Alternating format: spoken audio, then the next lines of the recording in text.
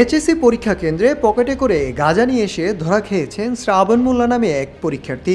গাঁজা রাখায় ভ্রাম্যমাণ আদালতের মাধ্যমে ৬ মাসের বিনাশ্রম কারাদণ্ড প্রদান করেন শ্রাবণ মোল্লাকে।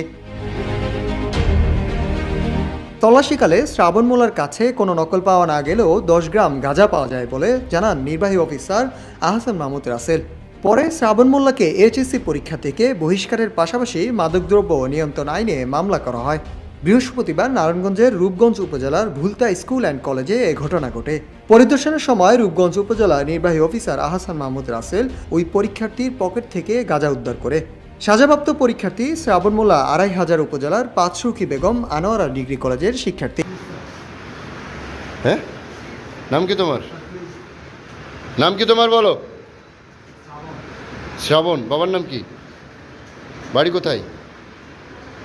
হাত সরাও, হাত সরাও, হাত সরাও।